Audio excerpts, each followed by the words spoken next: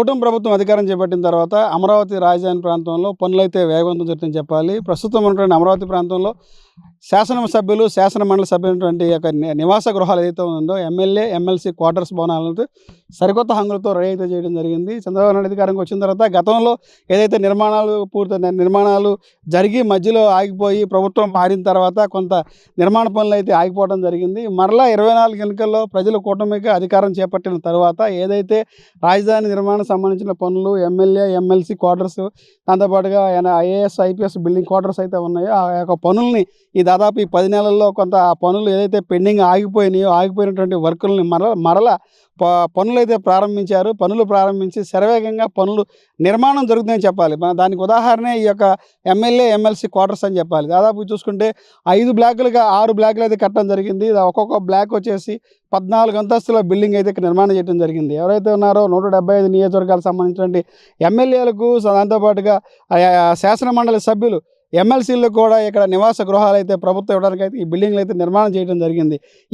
ఈ నిర్మాణాలను నిర్మాణం చేయడానికి దాదాపు 14, 19 అయితే ఆ టైం ఉందో ఆ టైంలో ప్రారంభించి కాలక్రమేపీ 19 తర్వాత నిర్మాణాలు కొంత పనులు అయితే ఆగిపోయాయి. తర్వాత 24 ఎన్నికల్లో 19 ఎన్నికల్లో వైఎస్ఆర్సీపీ పార్టీ అధికారం చేపట్టిన తర్వాత ఈ పనులు ఎక్కడనే ఉండటం అక్కడ నిలిచిపోవడంతో కొంత ఈ ప్రాంతం అంతా కూడా ఒక అటవీ ప్రాంతం తలపించింది. కానీ మరలా 24 ఎన్నికలు ఏదైతే రాష్ట్ర ప్రజలు చంద్రబాబు నాయుడు యొక్క నమ్మి కూటమి నాయకుల్ని నమ్మి ప్రజలు ఈ కూటమి ప్రభుత్వానికి అధికారం ఇచ్చిన తర్వాత ఏదైతే పనులు ఎక్కడన్నా ఆగిపోయినాయో ఆ పనులన్నింటినీ మరలా పునఃప్రారంభించి ఈ రోజున తుది మెరుగులు దిద్ది ఈ స్థాయికి తీసుకొచ్చారు చంద్రబాబు నాయుడు చెప్పాలి. ఈ యొక్క ఏదైతే ఉందో ఈ యొక్క 6 బ్లాకులు కూడా దాదాపు సిద్ధమైతే అని చెప్పి 100కి 95% పనులు అయితే పనులు అయితే పూర్తయ్యాయి.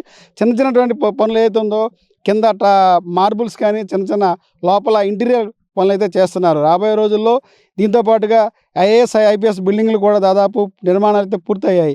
మరికొద్ది రోజుల్లోనే ఈ ఎమ్మెల్యే, ఎమ్మెల్సీ క్వార్టర్స్ను వారికి ఇచ్చేందుకు కూడా సిఆర్డీ అధికారులు సిద్ధమవుతున్నారు. రాబోయే రోజుల్లో కూడా ఈ యొక్క ప్రాంతం అంతా కూడా నిండు ఏదైతే అధికారులు ఐఏఎస్, ఐపీఎస్ అధికారులతో పాటు ఎమ్మెల్యే, ఎమ్మెల్సీ గృహాలతో పాటు ఈ యొక్క ప్రాంతం అంతా కూడా ఆహ్లాదకరమైన వాతావరణంగా రాబోతుంది.